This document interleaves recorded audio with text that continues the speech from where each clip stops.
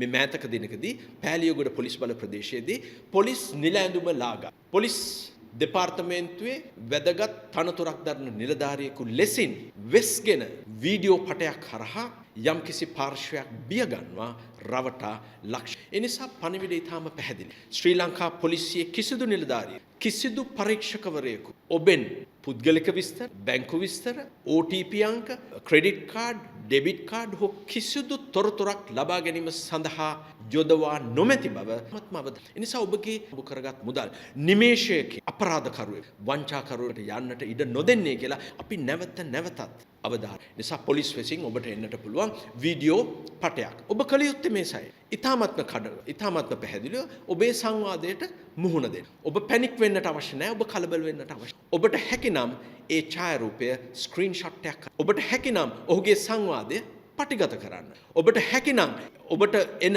SMS එහෙම නැත්නම් short messages පණිවිඩ සියල්ලම පටිගත කරලා රඳවා තබාගෙන ළඟම තියෙන පොලිස් ස්ථානයට හෝ මම මේ අංකයන් ලබා දෙනවා ඒ අංකයට හෝ ඉදිරියේදී යොදු කරන්න. ඒ නිසා මේක අසන් ඉන්න අම්මා කෙනෙකුට තාත්තා කෙනෙකුට විශේෂයෙන් අපි දන්නවා මේ වෙන විට ફોකස් කරන්නේ වැඩිහිටියෝ.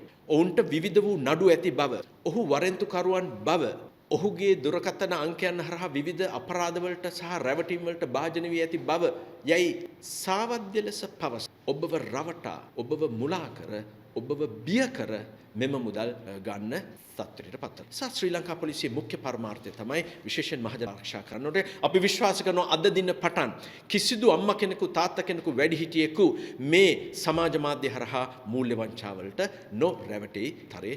මම කිව්ව ඔබට අංකයන් කීපයක් දෙන්නම් කියලා. විශේෂයෙන් අපි විශ්වාස කරනවා වින්දිතයෙන් පහත අංක 0.112 300යි 756. මම අපහු කියන්න 0.112 300යි 756. ඔබ යම් කිසි වංචාවකට රැවටීමට හසු වෙලා තියෙනවා නම් මේ පිළිබඳව මම කියපු ආකාරයට ඔබට පැමිණිලි කරන්න පුළුවන්. ඒ වගේම අපරාධ පරීක්ෂණ දෙපාර්තමේන්තුවේ 0.112 320යි 141 හරහත් ඒ වගේම විද්‍යුත් තැපැල් ලිපිනයක් මම නැවත ඔබට හඳුන්වලා දෙන්නම්. ඩිරෙක්ටර් ඒ කියන්නේ අපි කෙටියෙන් කියන්නේ dir.cid@police.government.lk කියන විද්‍යුත් ලිපිනයට ඔබට ඔබේ පණිවිඩය, ඔබගේ ප්‍රශ්නය සමාජ දැනුම් දීලා නීතිය ක්‍රියාත්මක සඳහා කටයුතු පුළුවන්. ඒ වගේම අපි තාමත්ම අපි කිව යුතුයි සමාජයට මේ 2024-25 වල සමාජ මාධ්‍ය ජාල හරහා වංචා කරපු සැකකරුවන් 745 අපි අත්ත ඔවුන්ගෙන් යම් තොරතුරු ලබා ගැනීමෙන් ඉදිරියටත් අපි ක්‍රියාත්මක වෙනවා. ඒ නිසා අපේ ඔබ මහජනතාවගේ සහාය අවශ්‍යයි.